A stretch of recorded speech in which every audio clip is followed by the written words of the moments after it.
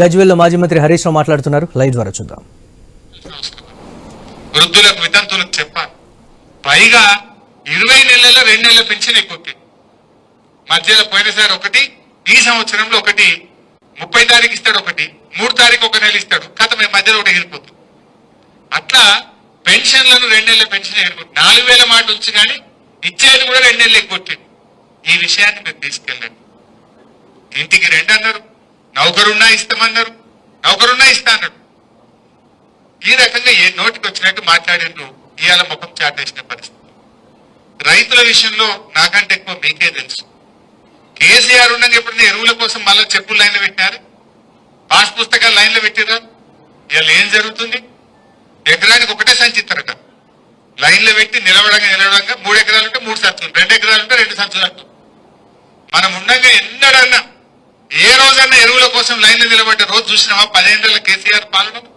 కాంగ్రెస్ వచ్చింది, మళ్ళీ చెప్పులు లైన్లోకి వచ్చింది, మళ్ళా పాస్బుక్ లైన్లో పెట్టే కాడికి వచ్చింది. ఇవాళ ఇంకొక మంచి విషయం కూడా మీరు చెప్పాలి. కేసీఆర్ ఉన్నప్పుడు రైతు బంధు స్టార్ట్ చేశాడు. కరోనా వచ్చింది, 2 ఏళ్లు ఆదాయం తగ్గింది, ఉద్యోగస్తుల జీతాలు ఆగినాయి, ఎమ్మెల్యేల జీతాలు ఆగినాయి, కానీ రైతు బంధు ఆగలే. కేసీఆర్ ఆగింది ఎప్పుడన్నా? 11 విడతల్లో 73,000 కోట్ల రూపాయలు ఇచ్చిండు కేసీఆర్. కరోనా వచ్చినా, కష్టం వచ్చినా, పెద్ద నోట్లు రద్దయినా, ఎకానమీ స్లో డౌన్ అయినా రైతు బంధు మాత్రం ఆగలే. మరి రేవంత్ రెడ్డి ఎందుకు ఆపుతుండు? కేసీఆర్ ఏమో నాట్లకు ఇచ్చిండు, రేవంత్ రెడ్డి ఏమో ఓట్లకు ఇస్తుంటాడు. అవునా కాదా? అప్పుడు పార్లమెంట్ ఎలక్షన్ ముందు ఒకసారి ఇచ్చిండు, ఇప్పుడు పంచాయతీ ఎలక్షన్లకు ఒక్కోసారి ఇస్తాడు. మధ్యలో 2 ఎగ్గొట్టిండు. 4 పంటలు వచ్చినాయి, 2 ఇచ్చిండు, 2 ఎగ్గొట్టిండు. పార్లమెంట్ ఎలక్షన్ ముందు ఒకటి, పంచాయతీ ఎన్నికల ముందు ఒకటి, నడిమిట్ల 2 లేచిపోయింది. రేపు కూడా ఈ ఓట్లు డబ్బులు పడ్డాక మళ్ళా రైతు బంధు ఆగమవుతుంది. అంటే ప్రజలకు మనం ఏం చెప్పాలంటే, రైతు బంధు సకాలంలో సక్రమంగా రావాలంటే కాంగ్రెస్ ను ఓడించాలి. ఏమంటాడు రేవంత్ రెడ్డి?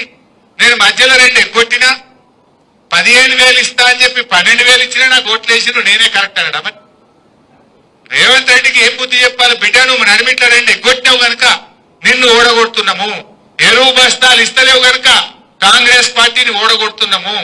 అదేవిధంగా రైతులకు పంటల బీమా ఇస్తా అని మోసం చేసినావు కనుక నిన్ను ఓడగొడుతున్నాము. కాళేశ్వరం మోటార్లు ఆన్ చేసి మా మల్లన్న సాగర్ కొండపోచమ్మకు నీళ్లు తెస్తలేవు కనుక నిన్ను ఓడగొడుతున్నాము.